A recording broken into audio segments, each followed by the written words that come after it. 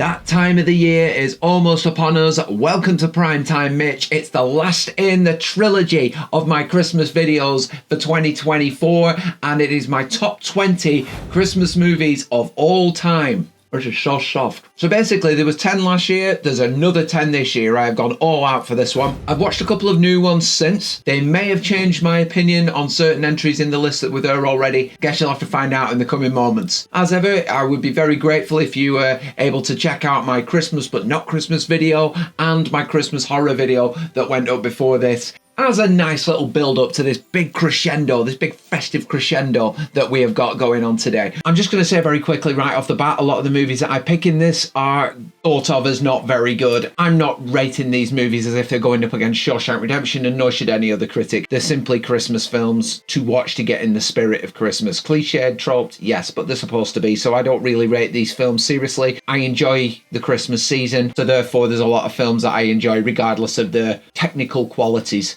As ever, there will be some mild spoilers involved in this, telling you the general gist of these movies. If you haven't seen any of these films and I'm about to talk about it, just skip ahead to the next one. Once you've seen it, go back and hear what I've got to say. Now I've presumed you have hit that subscribe button and that notification bell, and I thank you very much in advance for doing so. It's time to get in to my top 20 favourite Christmas movies of all time. In at number 20 is one of my recent watches, and I can't believe I'd never seen it prior to now, especially being the age that I am, and that is Unlikely Angel. 1996 movie starring Dolly Parton. To be honest, any movie that Dolly Parton's in, I will watch just for the joy factor alone. Myself and Amy are huge fans of hers, and this is a very cheesy, made-for-television 90s movie, but what it is feel good. What it has is Christmas in abundance. We get musical numbers in there. Of course, it's a Dolly Parton movie. There's a great one at the start, which isn't a Christmas tune. It's the one that she's playing in the country bar that she's singing in. And basically, Dolly is a country singer who hasn't had the best life, has made the worst choices imaginable, and she unfortunately meets her demise on the way home from that particular gig. But if you can believe this, Dolly Parton cannot get into heaven unless she does a good deed on earth. And I think the choice of having Dolly in this lead role actually makes it better, because just trying to imagine her not being the angelic, wonderful person that she is something to behold. But she has to do good deeds on earth, and she has a family that she has to help in order to get her wings. It's a wonderful life in that sense. I really like this. I thought I felt good after I saw it. It kept me watching. And when I make this list up, I always think, what movie made you feel the best? What movie can you watch each Christmas? Because there are some that don't make the list that I can skip, and it doesn't really bother me. This one I would definitely like to watch each Christmas, and it has slid its way into number 20 in this big list. In at 19 is going to be 2004's Surviving Christmas. This one is borderline a guilty pleasure. It has got rotten reviews online, and to be honest, there's quite a few in this list that probably do. It is cliched to hell, but it is a really nice, light-hearted look at James Gandolfini, who gets to play the grumpy father in this. Ben Affleck is pretty insufferable for quite large parts of it, but obviously you get that feel-good come-around factor eventually. It is a Christmas movie after all.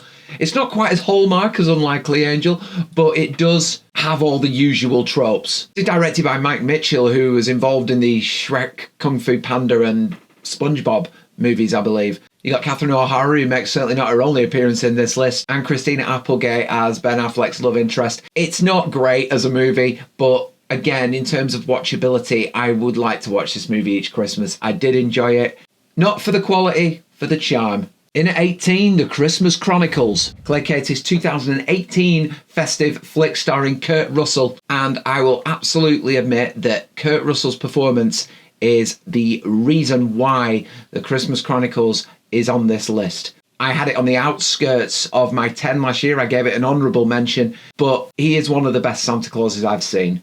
He suits the role down to the ground. Probably my favourite scene in this whole movie, when he is in jail and he starts a musical performance with the inmates. This was actually a scene in Ernest Saves Christmas. I don't know whether it was inspired by that or not. A bit of research might be needed on that one. But that's my favourite scene in this movie, and he excels, and he is definitely the reason why I love this movie as much as I do. I don't think the other performances are bad or anything like that. I don't think it's a dilute movie that relies on Kurt Russell, but he is certainly a massive reason why I enjoy this. There's quite a nice backstory with the kids and their father and the effects that it has on the family and their Christmas each year, not having him around. It's quite a nice payoff when they bond with their mother once again, who's a very hard-working woman, undeserving of the hurt that she's going through, and her kids have sort of detached from her, and meeting Santa Claus and going through the escapades that they go on with him is what brings them back together as a family. So I think it's a really, really nice, heartwarming movie, but Kurt Russell has put it on this list.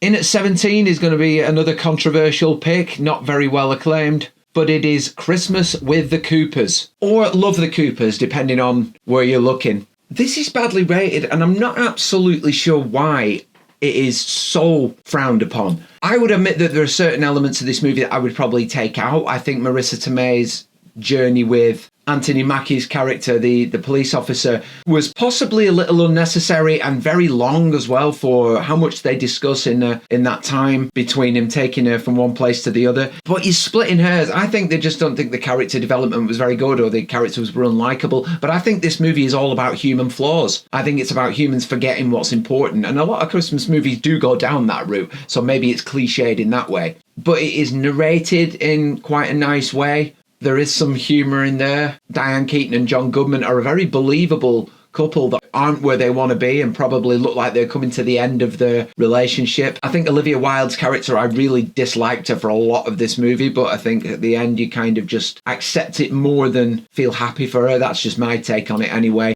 There is a lot of heartwarming stuff in there, and I think enough for a Christmas movie. And it is all about the people and their individual stories, but they are all a family. It doesn't just tell the family story, it tells each individual story together and then knits it. So I'm a big fan of this film, and I liked it the moment I saw it, and I try to watch it every Christmas.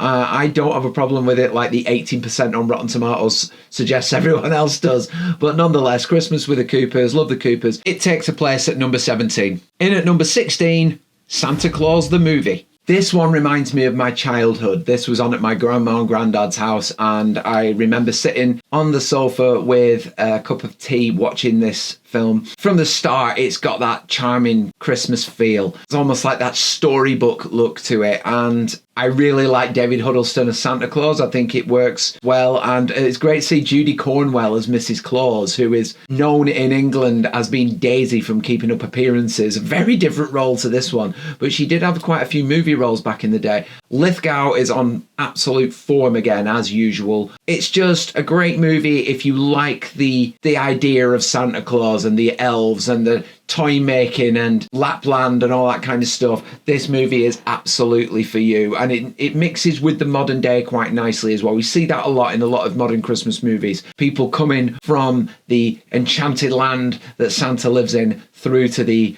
commercially driven, often obnoxious modern day, and trying to inject some of that magic. But this is a great classic movie to me from 1985. Go check it out. I really enjoy Santa Claus the movie. In at number 15, another recent watch, Four Christmases. Vince Vaughn and Reese Witherspoon as a free-thinking couple that end up reluctantly having to spend the Christmas period with 4 different households. This movie's early stages had me in fits. Robert Duvall is so funny in this. The visit to Brad's family, or Orlando's family as it comes out, Vince Vaughn's character, the visit to his father's house to meet him and his brothers and his sister-in-law and all the nephews.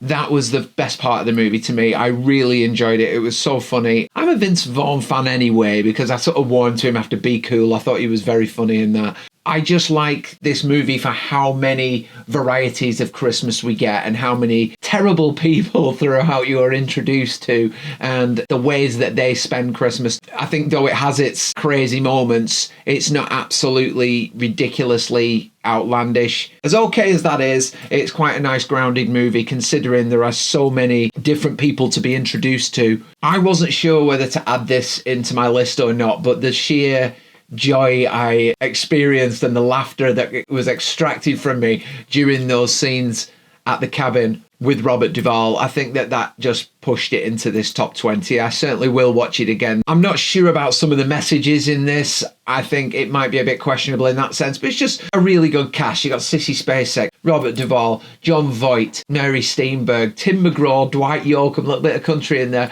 I just think the cast really do a great job in this. And again, Kristen Chenoweth puts in quite a decent performance as well as the sister. So yeah, I think this is a really watchable movie, and I think it slots nicely into the top 20. Whether it stays there, well, time will tell. In at number 14, it's a great 90s Christmas adventure. It's The Santa Claus. I love Tim Allen, and he is fantastic in this movie. I think this is a difficult one to try and rate because I actually like the second one as well. I watched the second one quite recently for the first time. I have not seen the third yet. I'm going to go on to the series that follows eventually, so I can see what they do with that, because if it's the same characters, I'm all for watching that kind of journey. But 1 and 2 are very good. I'm picking 1 because I just love the introduction to this story. The conflict between Tim Allen's character Scott and his ex-wife, and in particular her new husband, the psychiatrist Neil. It's often sometimes infuriating because I found him to be such an irritating character throughout, and then the second one he was fine. It was just he obviously played the part very well, Judge Reinhold. But there is a really nice relationship between the father and son throughout. It's not one of those really fractured relationships that you see, which often can make it a bit uncomfortable and feel a little too sad throughout before they spin it. There's some nice humour in there. I love his transformation into Santa Claus over time, how he starts putting on weight and the beard starts coming through and he's eating like a pig in the marketing directing meeting that he is in. I am a big fan of Tim Allen in general, like I said, and this movie is, to me, essential Christmas viewing every year. So it's not quite top 10 material, but it's definitely top 20 material. And if it ever goes higher or lower, that's possible, but I don't think it's ever going to break out of the top 20. In at number 13, some visual lunacy. It is Deck the Halls.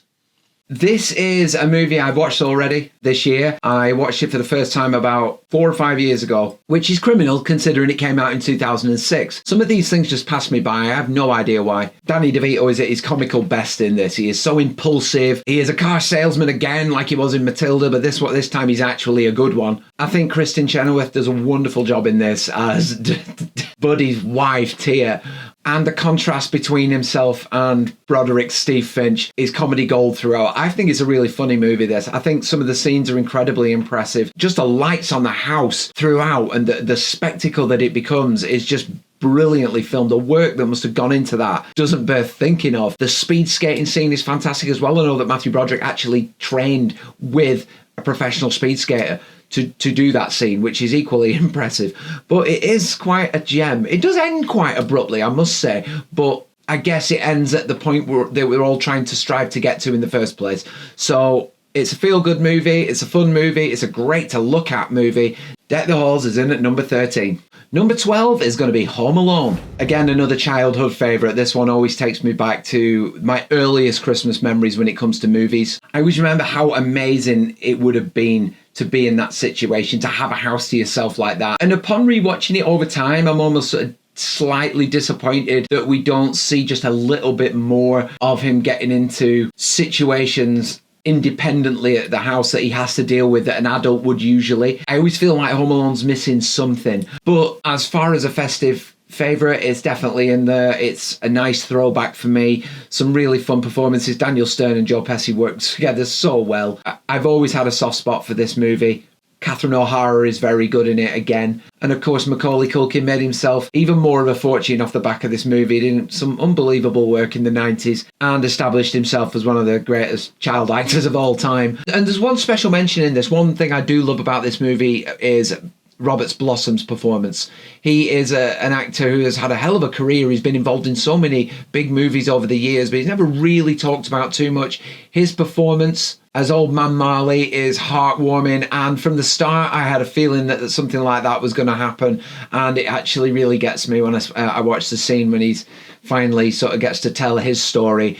And it wouldn't be right if I went on to the next one without mentioning John Candy. Incredible performance, paid less than the guy that delivered the pizza, and yet apparently ad-libbed his entire part as Gus Polinski, the Polka King of the Midwest. He is incredible in that, and it's a wonderful addition, and his inclusion in this movie makes it even better and probably puts it as high as it is on this list. Now, Home Alone is not the only one to drop out of the top 10 this year. Number 11, Nightmare Before Christmas. Not that I dislike this movie or have liked it less in any way. I've just found ones that I like just a little bit more.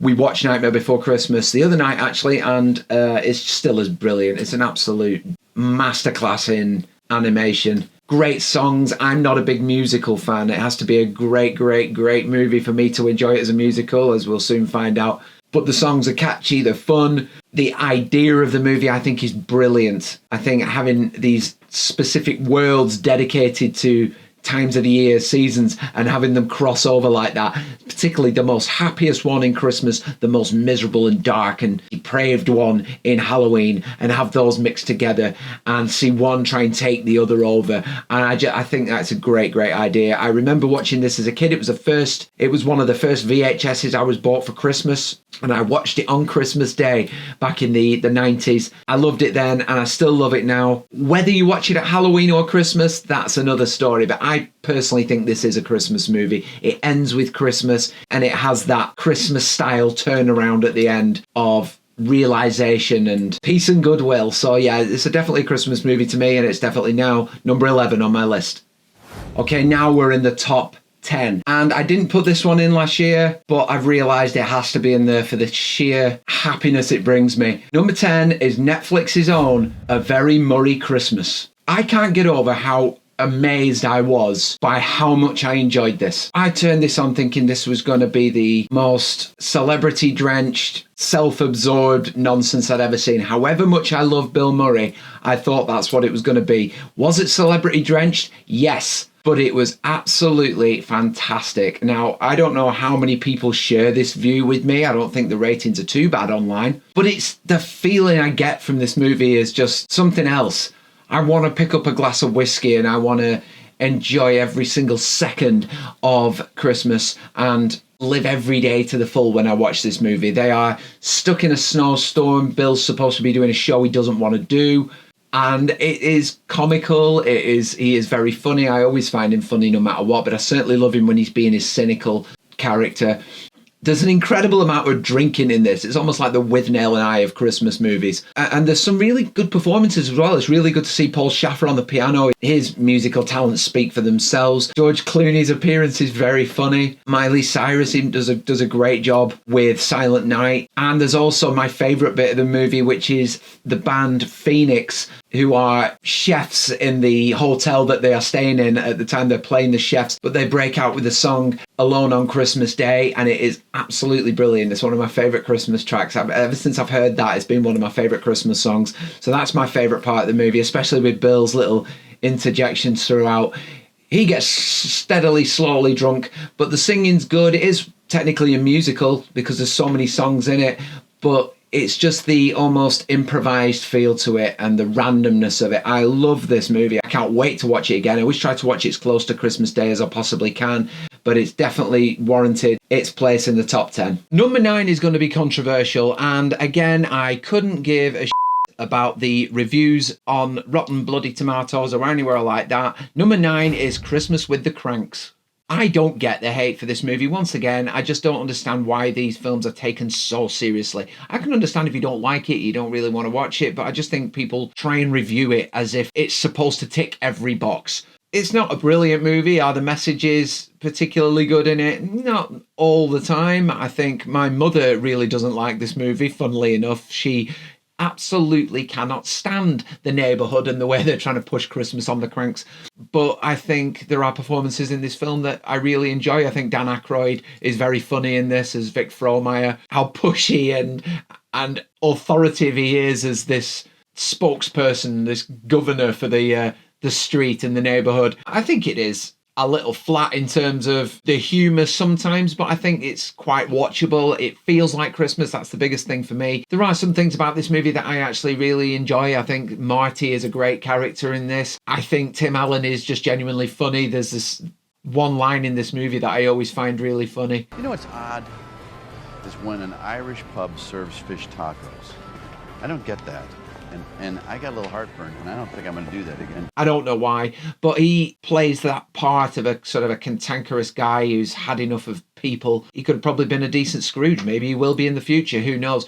But I think him and Jamie Lee Curtis work okay together. It's not Sandler and Barrymore level, but they're still have enough for what the film requires, and that isn't a whole lot. But I do enjoy this film, and I think there are a lot more merits to it than it's given credit for. It's not, I don't think it's supposed to be a blockbuster of a movie in any way. I just think it's supposed to give a Christmas message, which most of these movies are. So I like it, and I will always have hickory honey ham in the back of my mind, even as a wrestling fan, when I think of the 3 H's. Number 8, and Bill's in the top 10 again, it's Scrooged. This is as good a modern telling of the Christmas Carol story as you can get. Bill Murray plays his character very similar to Groundhog Day, and that's absolutely fine with me. Bill Murray's one of these guys, I just have to look at his expressions on his face and I'm sniggering. He is so cynical, so mean-spirited, exactly what you would want, but done in a modern telling, done in the sort of commercial world of television and broadcasting and media. So I think it's quite hard to weave that Christmas message through there in the traditional way that the Christmas Carol did. There's obviously plenty of holes to exploit with the modern generation when it comes to morals and priorities at this time of year, but to try and link it to the classic Christmas Carol tale, I can't imagine is an easy task, and they pull it off really well here. There's some excellent performances, not least Carol Kane, who spends all of her screen time beating the living daylights out of Bill Murray. The bitch hit me with a toaster. Far cry from her being terrified at the end of the phone in When a Stranger Calls. And David Johansen as the taxi driver ghost. I'd forgotten that was the same guy when he appears in Very Merry Christmas. It's just one of those movies I never tire of putting on. It never fails to make me laugh. It's a good message, it's a good finish. Scrooged is always going to be one of those movies I watch closer to Christmas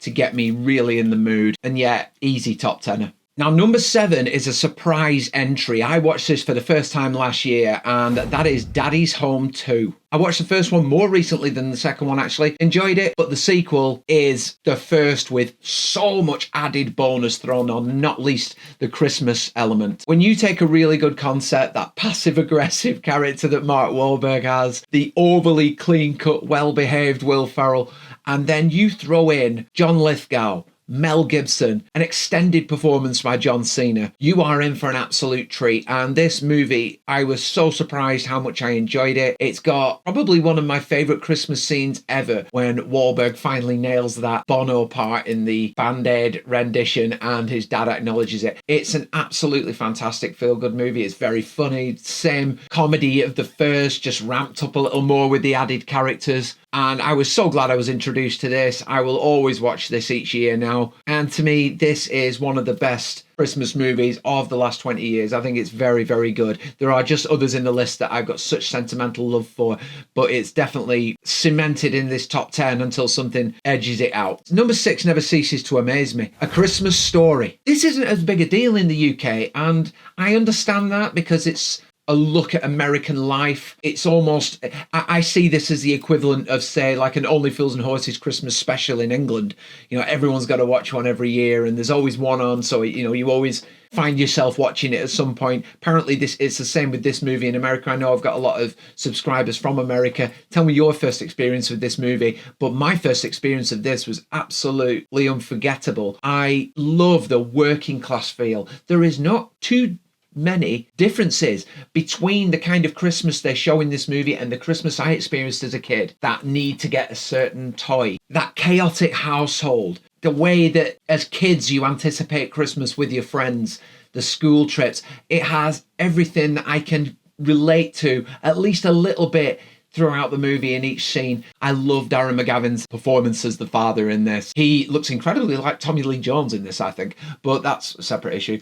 He has such a lovable charm throughout, despite being quite an eccentric guy. Peter Billingsley actually appears in 4 Christmases at the airport. Incredibly, I didn't realise that until Amy did her wonderful research that she does. But his performance is iconic. Nice that Zach Ward making an early appearance. He would later go on to do bigger things as Scott Farkas.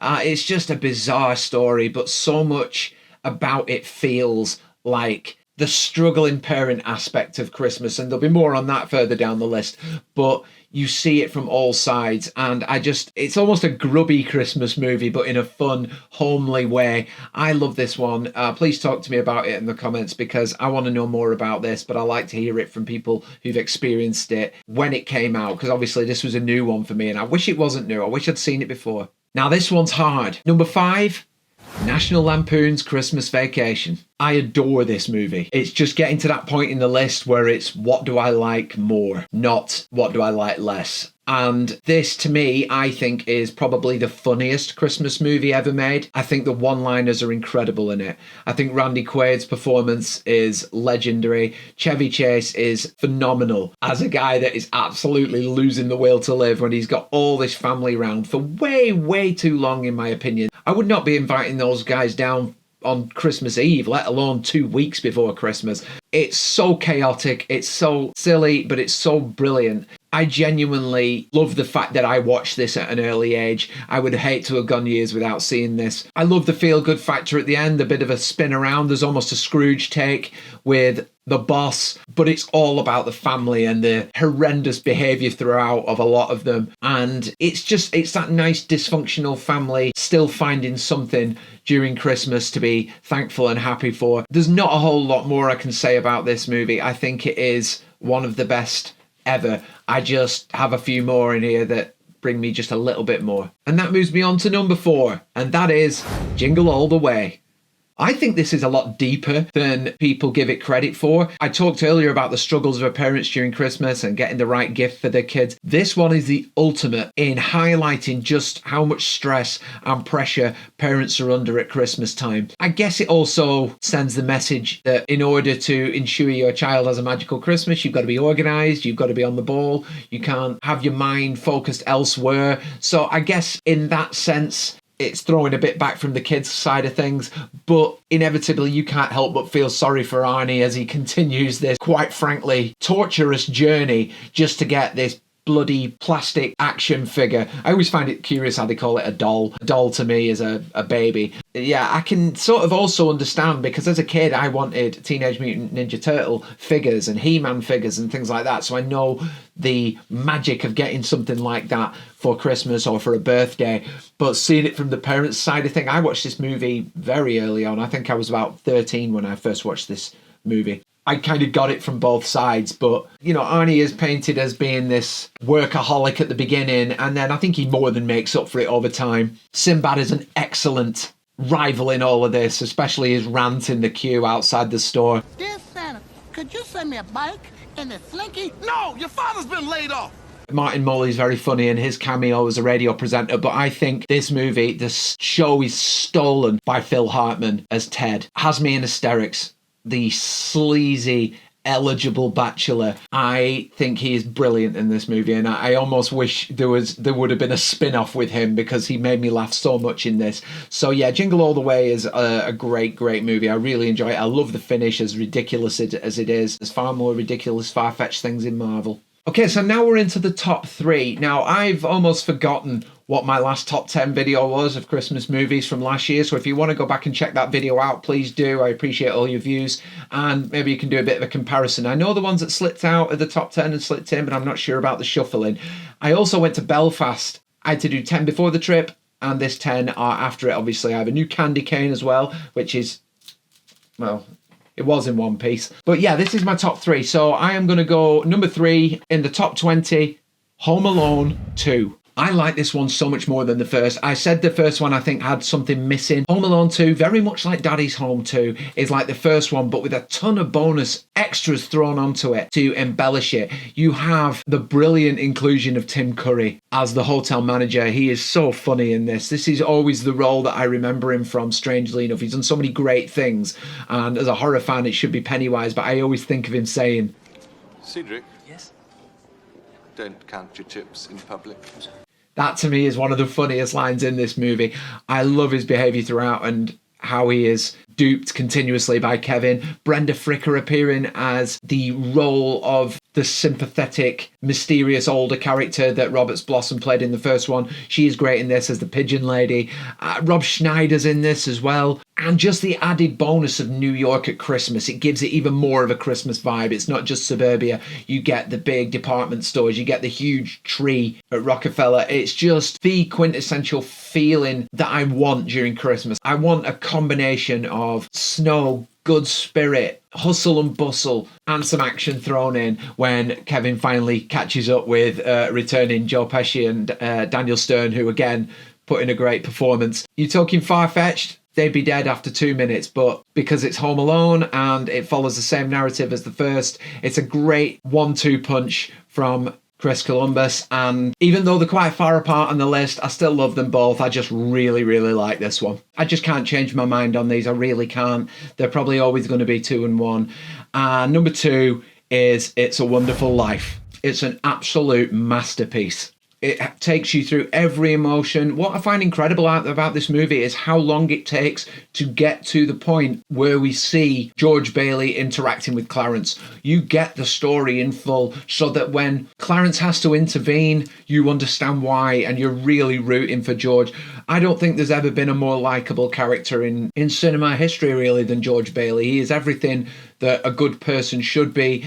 And you want to see him rewarded. You want to see him get something out of a life that hasn't really given him anything back compared to what he's put into it and what he's done for others. James Stewart is masterful in this. It's absolutely quotable. It looks beautiful. I particularly love Stewart's performance in the bar where he is broken down and he's so overcome. There is something very natural about that scene if you read up on it as well. Frank Capra wanted to capture that explicitly and he does so. It's just a marvellous movie. I can't speak highly enough of this, and it would be number 1 in any other lifetime if it wasn't for, oh no, not just yet, couple of honourable mentions. They may make top 25 next year if I decide to extend this. I actually like those more than the green and white stripe ones.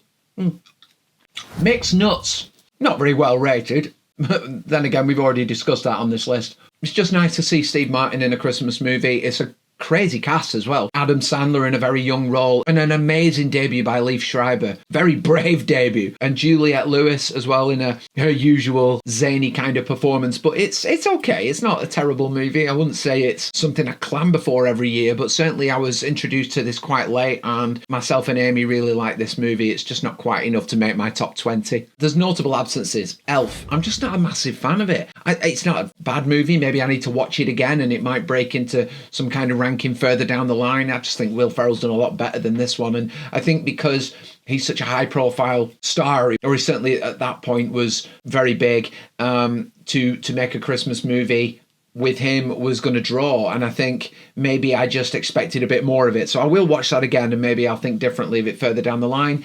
Same goes for The Grinch. I think it's incredible visually. The practicals are fabulous, much to the discomfort of Jim Carrey. And if you're going off the technical quality of a movie in that sense, it would be high up. I just felt like it was a bit OTT for me in terms of there's a lot to take in and a lot going on in front of my eyes. So again, maybe a couple of rewatches. I've seen it a few times, but maybe in a different frame of mind I might think differently, but it's not quite made my top 20. There's various Hallmark ones I've watched recently. They are what they are, and I will still watch them at Christmas because of Christmas feel. Christmas on the Square, another Dolly Parton entry, is also one which is quite fun but didn't quite make this list. I'll Be Home for Christmas, again, one I might need to watch a couple of times. That could break through. It's got my kind of style, that one, but it's not there at the moment. But suspense over, let's go into number 1. There you go. The Muppet Christmas Carol. I've waxed lyrical about this movie for the last 20 years. I think it is absolutely amazing how good this movie is. When you look at it on face value, I think a lot of it is to do with Michael Caine's performance. He plays this absolutely straight as an arrow, and what a decision that was. He was never going to lark about with the Muppets. He was never going to join in and sort of put himself on the level of that sort of cartoony world. He was always going to play this in his way, and it absolutely makes this movie. Michael Caine is fantastic in this. I would go as far as to say he is damn near Oscar worthy for the way he captures Scrooge so powerfully despite all the colourful borderline nonsense that's going on around him, but it's good nonsense. I can't love this movie anymore. I become this old every time I watch it. I think Gonzo as a narrator is a fantastic idea. I think he's probably one of the best narrators I've ever seen for a film like this. I am planning on going back and reviewing all the Scrooges probably next year, but it might be a bit of a spoiler to learn that this one is my number 1 unless I'm very much shocked. I think the music throughout is really nice, really memorable. It's some really solid Christmas music as well, particularly the Ghost of Christmas Presents, Feels Like Christmas song, and Michael Caine's song at the end I could listen to on loop from the 1st to the 25th. So Muppet Christmas Carol is always going to be my favourite Christmas movie of all time. I doubt anything will ever knock it off its perch. But just to say thank you guys for the whole year, for giving me nearly double the subscribers that I was aiming for. I really appreciate your input, your comments, your likes, your shares, your interaction, to everybody I've collaborated with this year. This is a complete life change for me, and you have all contributed to that path being paved. I hope you all have an absolutely amazing Christmas. I hope if there was any movies in this that you haven't seen or you haven't really given any time to, that you might want to go back and check them out. But thank you so much for your support this year. Again, hit that subscribe button if you haven't, and that notification bell. Get on board Primetime Mitch. Plenty more coming next year. But I'm off to go and cook a Christmas dinner and make some eggnog and be very, very, very merry for the next week or so. So thanks guys, Merry Christmas, and have a very happy New Year.